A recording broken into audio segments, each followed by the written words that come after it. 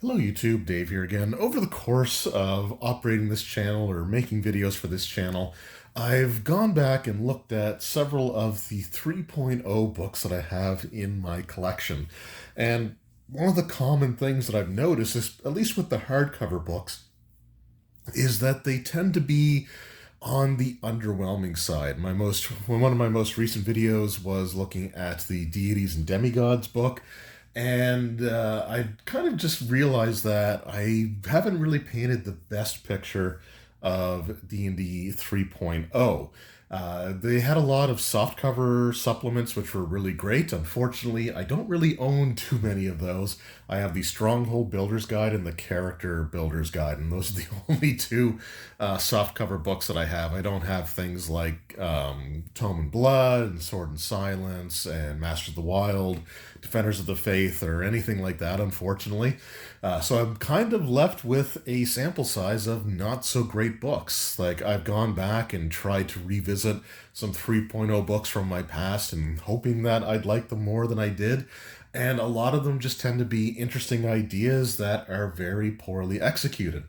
For example, I took a look at the Sonic's Handbook, which was worse than I remembered it being. Savage Species, which was really cool concept-wise, but very poorly done to the point where it wasn't really worth using in your game. And of course, there's other books like okay, no, we're not touching on that one today. But anyway, I made my point, I hope. But that's not all doom and gloom, because there were some really good 3.0 books. And one of them that I have here is the Arms and Equipment Guide for 3.0. Now, this one was kind of interesting because it's a bit of a mix of their typical formats for their 3.0 books. For example, it is a hardcover book, but its contents are entirely in black and white, which is what their softcover books were. Now, this released back in, March of 2003. So this was around the time that 3.5 was definitely wrapping up in terms of its development. It would release that summer. So one of the things with 3.5, the decision was made that they weren't going to be doing soft cover supplement books anymore. They were going to be all hardcovers. And it feels like this was a book that was sort of made with that, like, this is going to be our policy going forward type of mentality. But let's just go ahead and take a look at some of the things that we have in here, because, like I said, this was a really cool book back in the day, and I remember trying to use it quite often to spice up or just add some new stuff to my campaigns. One of the first things here that's really good about this book is it has damage for larger weapons, and it goes into more increases or even decreases than even like the 3.5 player's handbook would do when that became a thing. So, for example, if you had a greatsword, which was 2d6, and you were increasing it for your size, then it would go to 3d6. If it increased from large to huge, then it would be 4d6, and then for like gargantuan and so on. So it gave you all these sort of increases that you could use, and this was actually really, really cool. Because if you wanted something that was gargantuan size, that was using a melee weapon, for example, you could look on this chart and say, like, the original was for medium, then you go large, huge, and then gargantuan, and then you'd have the damage. So again, that was really cool. You also had the decreases here. Boy, if you're really decreasing 6 times, that's pretty rough. To the point where, like, if you go from a D2 and decrease it at all, it's just like 1 point of damage. So it's just, like I said, it's kind of cool. And then you've got the different size damage for crossbows, right? So it's some actually really useful information that I wish would have been incorporated into 3.5 when it released. I don't know if they were thinking that this was close enough to that release that it would be useful for that, which it is, but I don't think a lot of people were aware of this table. In fact, I honestly wasn't, or I'd forgotten about it until like 2 minutes ago when I opened the book just for a quick flip through here. We also have new weapons to add to the list as well. Most of these are like exotic weapons, but again, they can add some flavor to your campaign, which I think is really, really cool. You have like the Mercurial Great Sword. Let's see if we can find that one in here. So, Greatsword Mercurial Heavy Blade hides a secret reservoir of quicksilver, also called mercury by alchemists, that runs along the interior of the blade in a slender channel. When the blade is vertical, the mercury swiftly fills the interior bulb in the haft, but when swung, the heavy liquid flows into the blade, making it heavier. In non-proficient hands, the shifting mass penalizes the wielder by an additional -3 beyond the normal -4, so -7 total. And is considered to be an exotic weapon. I don't know if you could hear my dog barking at my wife there and scaring her. But yeah, it's just so it has like a greater critical threat range, or critical multiplier instead, sorry. It's like ×4 on the crit. So again, some cool stuff that they incorporated into there as well. They also have some mighty whips, because whips were kind of not great in 3rd edition or D&D kind of in general. Also weapons and technology. So this is a cool table here as well. This gives you areas or eras in time where certain weapons might be considered commonplace or uncommon. They don't really go into like rare, but like these weapons were either highly used or, sparingly used.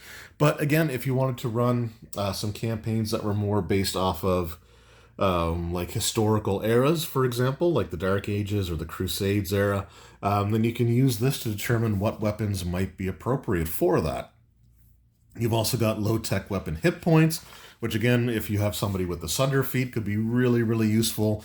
There's all kinds of new armor here, including some old classics, like Brigandine and Ringmail, and like Dwarven stone armor. It's not really a classic, but that's another one that was in here. You also had some bark armor.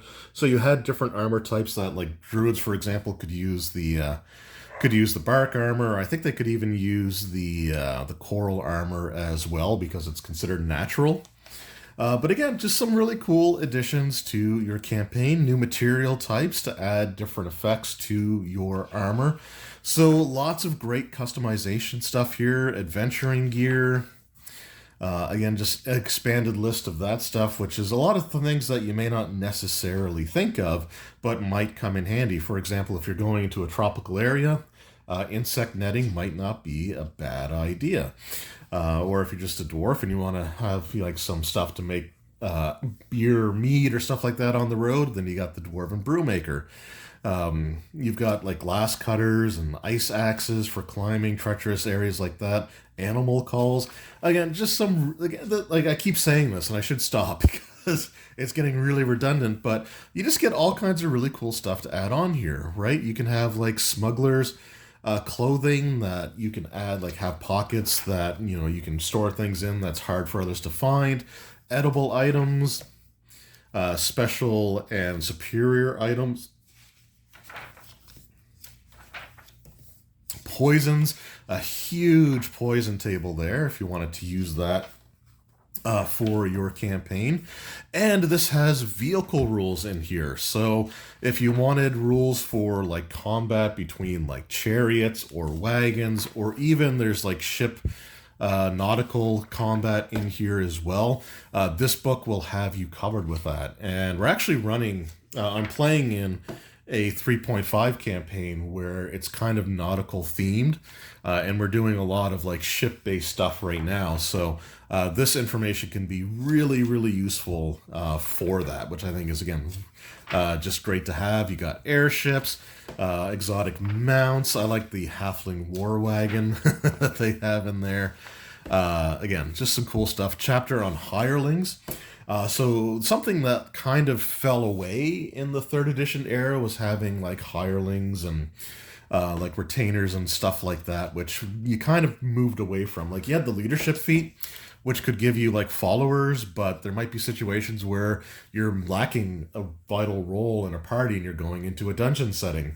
Nowadays, we're just kind of conditioned to just trying to brute force our way through it. But back in the day, if you were going into a dungeon, you might hire a rogue or a thief to act as sort of like a trap detector and trap smith.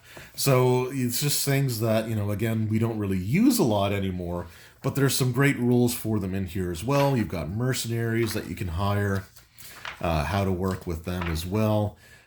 Different guard creature types. And again, this can be really cool information just to give you some ideas if you're filling out a dungeon. For example, Like maybe you might have an Otyugh contained within the dungeon and why it might be there. So a favorite entrance for thieves into obtrusive well-guarded fortification is through garbage chutes or sewers. So you might put an Otyugh there to prevent thieves from making their way through it. Or if you're trying to infiltrate somewhere, going through like the garbage chutes and stuff, then that might be a suitable encounter.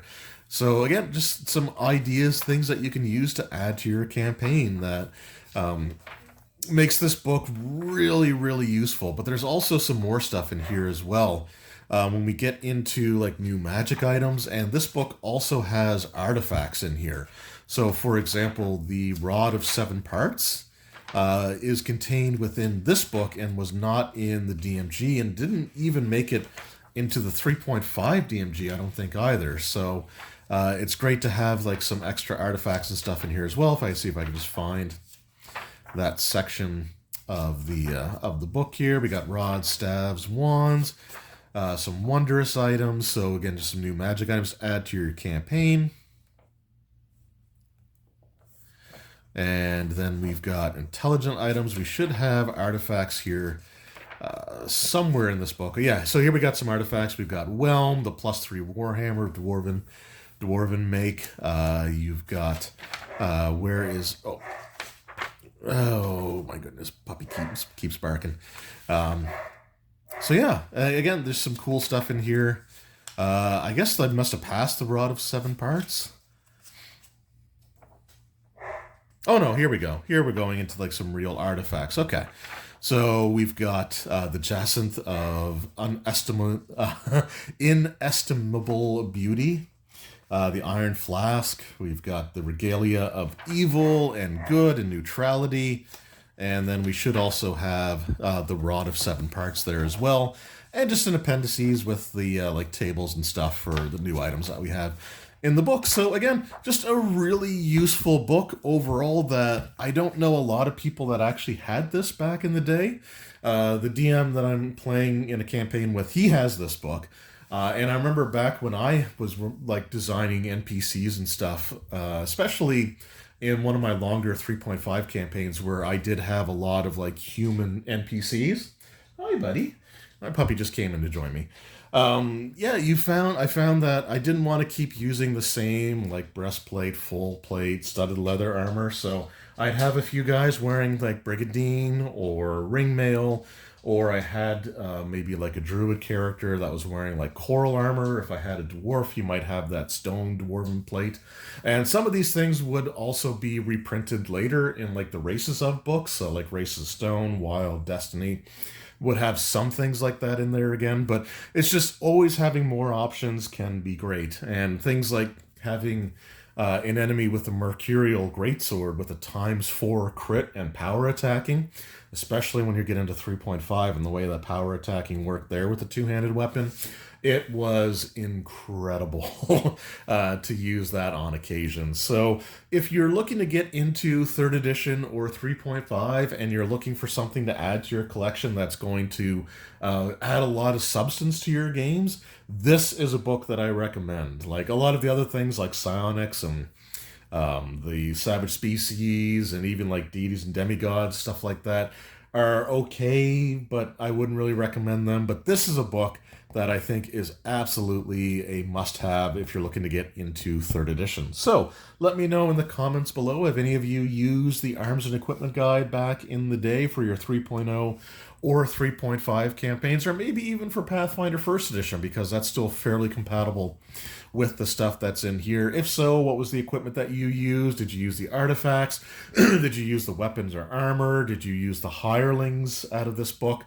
Or were you in a campaign that used a lot of vehicle-based combat, which is in here as well? Let me know that in the comments below. Anyway, thank you all so much for your time. I truly appreciate it.